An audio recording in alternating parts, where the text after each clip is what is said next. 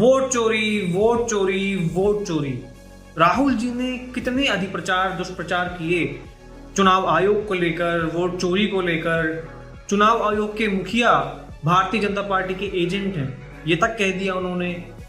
इन सब के बावजूद कर्नाटका का जनमानस, कर्नाटका की जनता विश्वास रखती है चुनाव आयोग पर, ईवीएम्स पर और इलेक्शन प्रोसेस पर।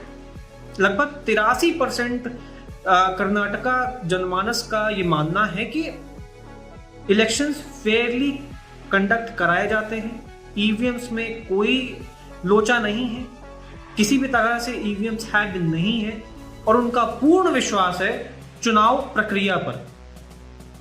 राहुल जी ने कितनी सारी यात्राएं की, कितनी विदेश यात्राएं की वोट चोरी को लेकर, किस तरीके से पूरा इंस्टीट्यूशन कॉम्प्रोमाइज्ड है।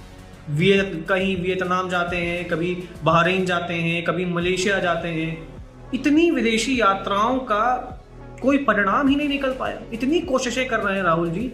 भला कर्नाटका, जहां पर कांग्रेस खुद वहां पर जीती हुई है, वहां पर उनकी सरकार है, वहां पर ही राहुल जी का कोई सम्मान नहीं है, उनकी बात का कोई वजन नहीं है। मैं जानना चाहता हूं कि कर्नाटका के लोग क्यों नहीं राहुल जी की बात मानते और क्यों नहीं वो वोट चोरी में विश्वास करते। Karnataka monitoring and evaluation authority की रिपोर्ट के अनुसार, जो कि खुद एक सरकारी संस्थान है जो कि स्टेट गवर्नमेंट के अंदर आती है, उसके अनुसार 83% लोगों का ये मानना है कि भाई सब कुछ ठीक चल रहा है, चुनाव आयोग भी सही है, कोई पक्षपात नहीं है, कोई फ्री एंड फेयर इलेक्शंस हो रहे हैं, चुनाव आयोग भी कॉम्प्रोमाइज नहीं है। ये सिर्फ और सिर्फ राहुल जी का फितूर है। अब समस्या यहाँ पर ये है कि अब राहुल जी का ये जो मुद्दा था ये अब खत्म हो चुका है, ये ध्वस्त हो चुका है।